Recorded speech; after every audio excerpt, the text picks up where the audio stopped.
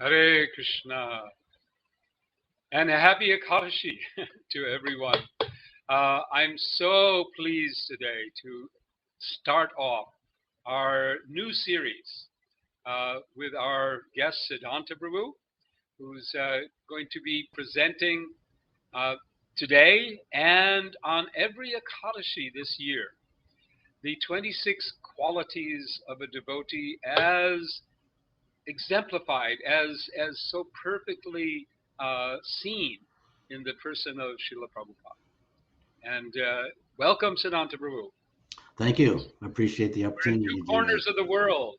That's right. It's. I think you're in a better quarter than I am in.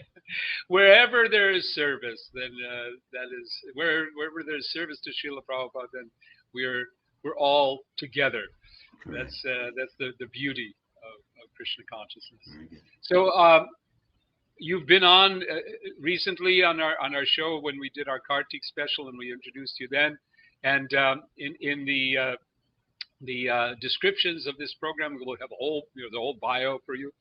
But it's enough to say that we owe this unlimited gratitude to you for the Prabhupada Memories series that is now on YouTube, as well as the DVDs and the books too.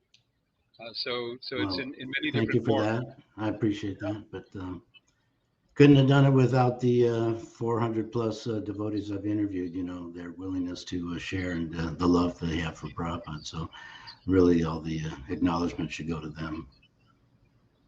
So today and the coming Ekadashis, we're going to take each time exploring one of these qualities of a devotee as exemplified by Srila Prabhupada. So how are we going to start today?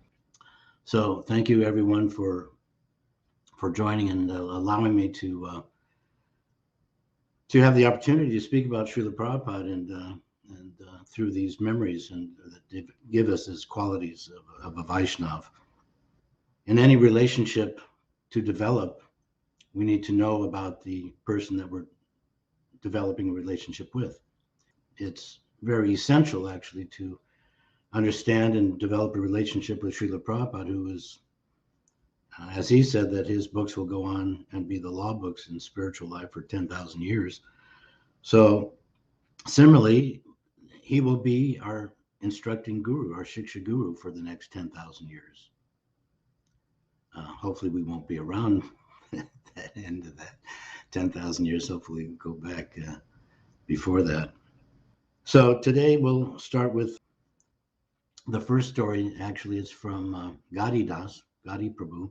And this particular story I'm going to lead with because it gives title to gives evidence for the title of this program, which is A Perfect Gentleman.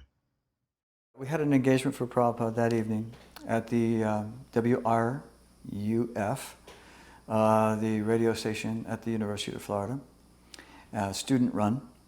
But it was a very professional place, and Prabhupada had a particular interviewer who was trying to provoke him, trying to ruffle him, and asking questions like, so what do you bring to the world, this country, that we already haven't got? We have so many churches. What do you bring in that is so special? And Prabhupada said, I am bringing the authorized version.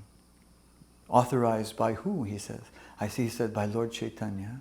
The man would never know who Lord Chaitanya was, but he said it so beautifully. He's authorized by Lord Chaitanya.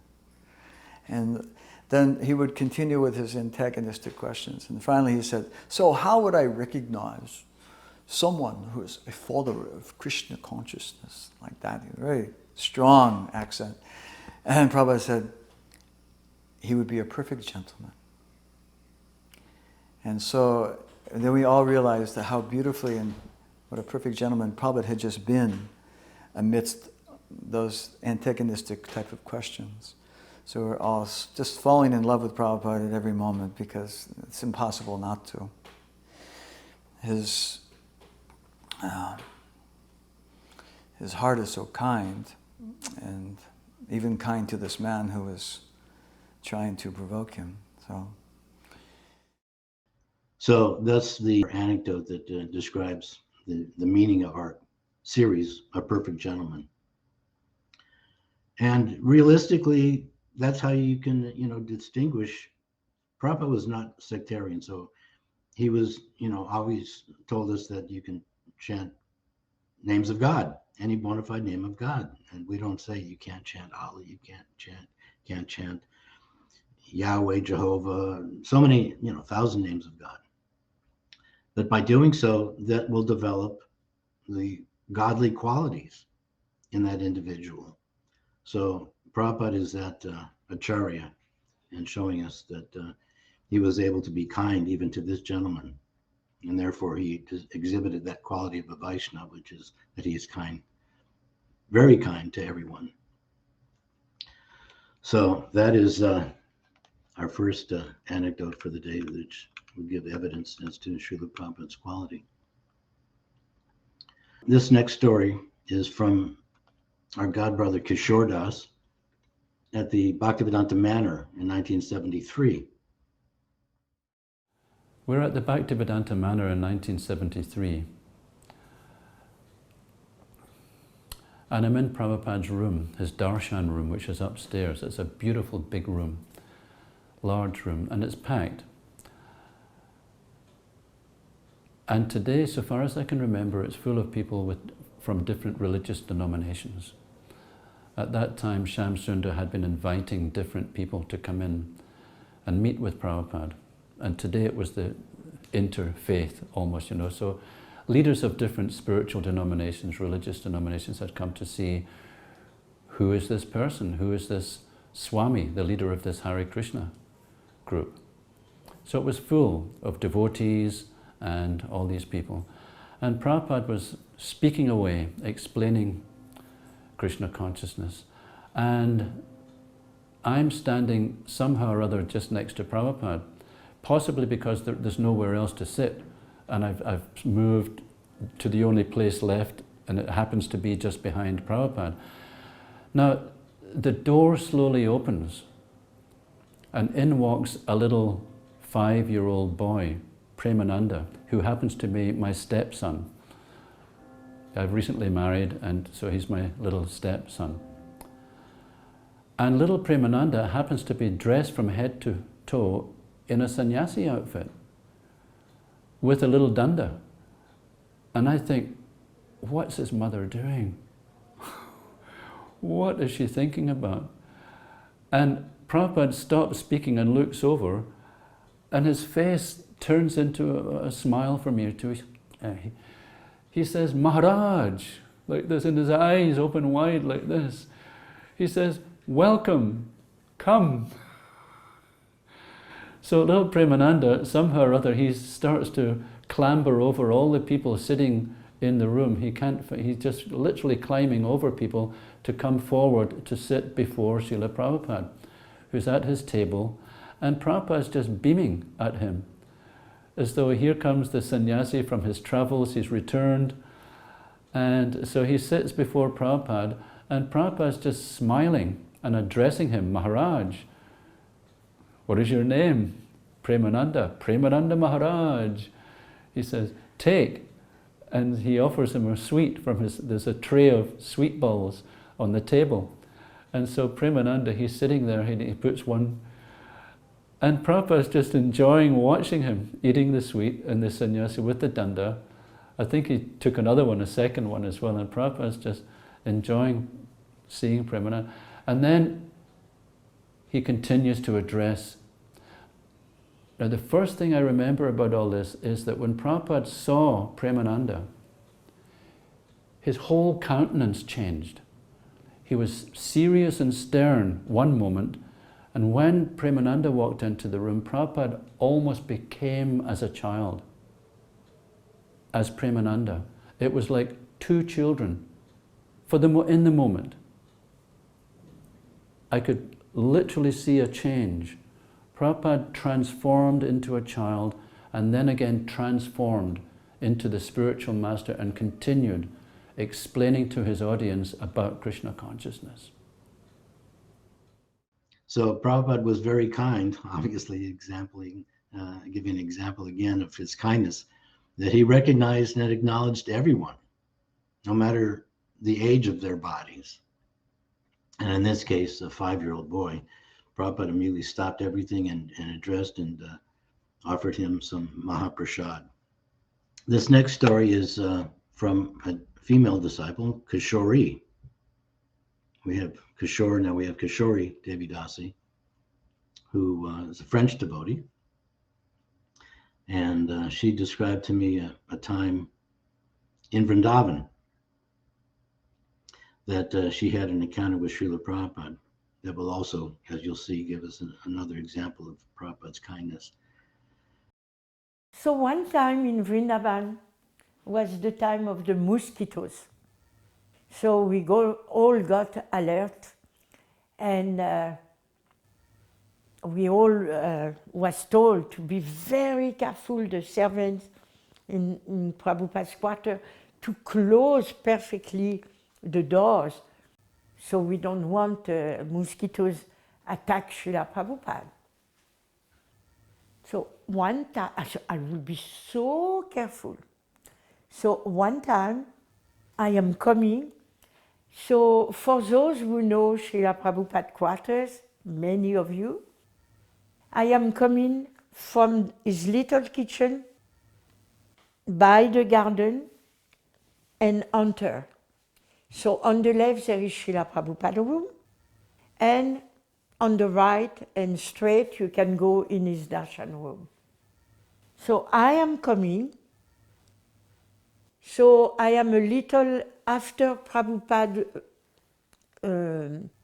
sleeping room, and there come out on my right Arisori.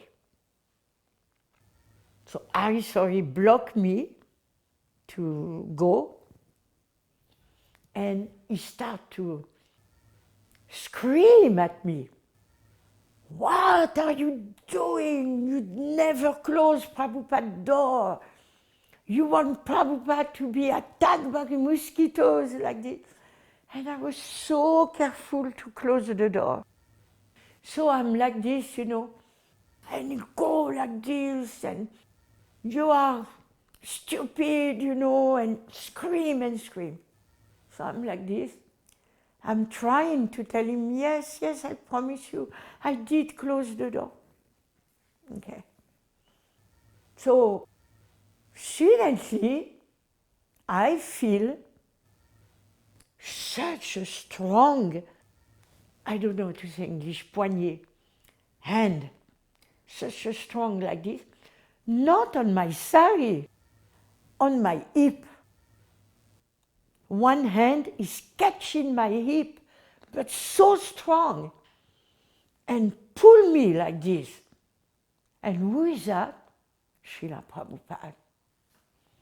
And he come in front of me like this, he put me behind him, and he went to Arisori. So what now? Why are you speaking to her like this? What is this? You should not speak like this to her. And Srila Prabhupada started to defend me like this. And he got so angry.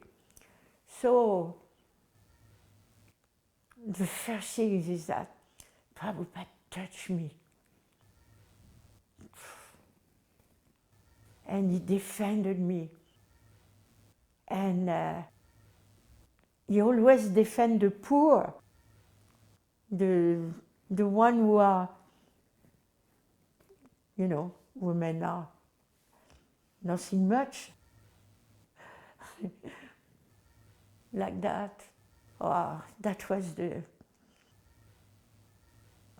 unbelievable day, what Prabhupada did. Prabhupada had such a strong strength. You cannot imagine. Such strength. This next story is given to us by Mukunda Goswami, who's, we know, living in Australia right now. But this time, at this particular time in our history, Mukunda was with Srila Prabhupada in London. And there was a time where they didn't have a lot of place to stay. And so John Lennon agreed for the devotees that they could stay at his estate. While I was staying at John Lennon's estate in the servants' quarters, along with Srila Prabhupada in a different section, we were all told that the bricklayer that was on hire by John Lennon had experienced ghosts.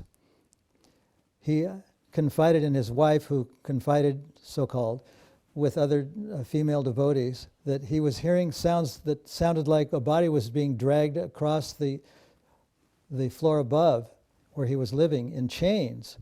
But he didn't want others to know about this. But somehow it did get back to Prabhupada that was happening. And the bricklayer was concerned that because he had heard these sounds that kept him awake at night, that he wouldn't be able to continue with his work of bricklaying for John Lennon. So it was becoming a very dangerous and critical situation. When Prabhupada heard about what was going on, he said that the devotee should go into the bricklayer's apartment when he wasn't there, have a roaring kirtan with blowing of conch shells and a very loud kirtan that went on for at least 4 hours, and that this would drive away the ghosts. What happened, we learned the next day, was that the bricklayer the following night didn't hear the sounds of what he thought were ghosts in the rooftop, and was able to get a good night's sleep and can carry on with his work. And so this story has a very happy ending. It's a true story, by the way, of an exorcism that was done by the Holy Name at the behest of a pure devotee, and it saved a person's livelihood and life. Another example of Prabhupada's kindness, he had the remedy for this particular problem. You know, we all have we have material problems and we have spiritual problems. So Srila Prabhupada would also give us devotees cures for various material, physical ailments, even acne. He told Madhusudana that, how to cure acne, and also at the same time giving us information how to cure our spiritual disease that we think that we're the body. So he's giving us those remedies and being kind. And obviously his greatest kindness is leaving his home in Vrindavan and coming to America with nothing, and spreading Krishna consciousness on the order of his spiritual master. That's the ultimate kindness that we've exhibited. We'll end with one last story here, and then we can open it up for questions and answers if there are any in the audience. It's hard to see who's online here. But this one is from Madhavisa Prabhu, who sadly is not with us. He left 4 or 5 years ago. But Madhavisa, for those that don't know, he was a sannyasi. He served for many years in Australia. He's from America, but a great preacher, great kirtaniya, a Prabhupada man through and through, no doubt about it. Well, Srila Prabhupada was, to our apparent limited vision, his health was deteriorating, and he requested that I come to India, to Vrindavan, to see him. So I just got married, and my wife was pregnant with my first son. So I couldn't leave, and we were living in a very remote part of Hawaii. So I couldn't leave at that particular moment. But I promised that as soon as my wife had her baby, then I would come. So time passed after my son arrived, and Shri Kirti came over to Maui from Oahu, and we flew off to India together. So at that time, I wasn't living at a temple, so I let my hair grow a little bit longer than I should have. And when we arrived in Delhi, I thought, well, I can't go to see Srila Prabhupada like that, so we shaved up. And had this big long sika. And Srila Prabhupada, when I walked in the room, it was a very, sober mood, dark, and everything was, subdued, and people were kind of morose, not making too much sound and everything. So I walked into Srila Prabhupada's room, and they said, oh, Srila Prabhupada Madhavisa has arrived. So Prabhupada sat up in his bed, and I paid my obeisances, and Prabhupada, first thing he said, whoa, look at Madhavisa. He's maintaining such a nice sika.